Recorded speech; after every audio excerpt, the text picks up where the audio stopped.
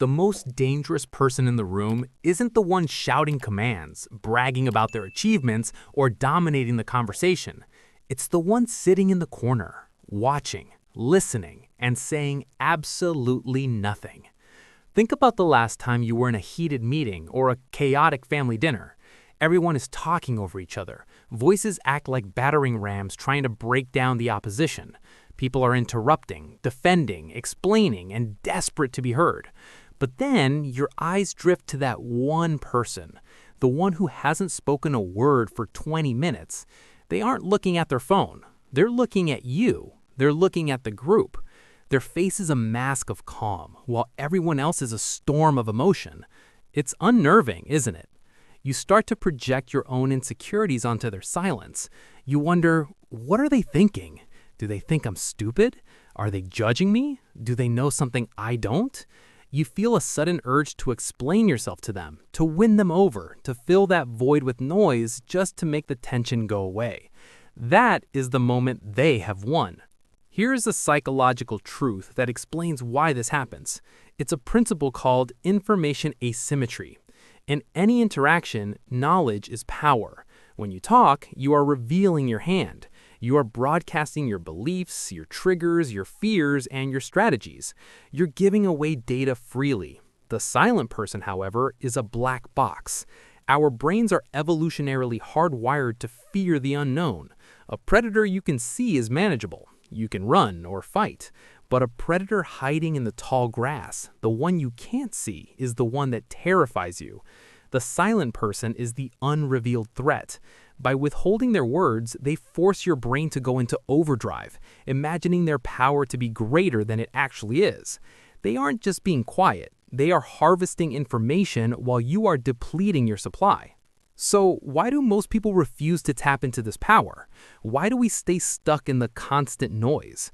It's because we've been conditioned to believe that silence is empty.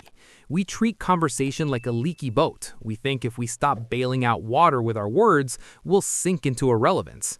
We fear that if we don't speak, we become invisible. Imagine a dam. Most people are like a river flowing uncontrollably, splashing everywhere with no focus and no force. They dissipate their energy. The silent person is the dam wall. They hold the pressure back. They let it build and build. And because they hold it back, they possess a potential energy that the babbling river never will. They aren't empty, they are full. But let's shatter a massive myth right now. People mistake silence for shyness, weakness, or submission. They think the quiet person is too afraid to speak up. This is usually dead wrong. Shyness is the fear of social judgment. Silence, true calculated silence, is the absence of the need for validation. The weak remain silent because they are afraid of being wrong. The dangerous person remains silent because they are waiting for you to be wrong. They aren't passive, they are the most active person in the room. While you are busy acting, they are busy analyzing. You're playing checkers, jumping over pieces randomly. They are playing chess, thinking 5 moves ahead, waiting for you to expose your king. This changes everything about how you view your own interactions. Reframing silence isn't about becoming a recluse or being antisocial. It's about seeing silence as a filter and a shield. When you are silent, you become a mirror. When you refuse to fill the awkward gaps in conversation, the other person will instinctively fill them. And usually, they fill them with the truth. They will tell you their secrets, their worries, and their true intentions just to stop the silence from crushing them. Your silence protects you from saying things you can't take back, and it filters out the noise so you can hear what is actually being said beneath the words. Here is where you take your power back. You have a choice in every single interaction. It's called the choice point. Someone insults you, or asks you a tricky question, or presents a crisis. Your instinct, your amygdala, screams at you to react immediately, to defend, to yell, to explain.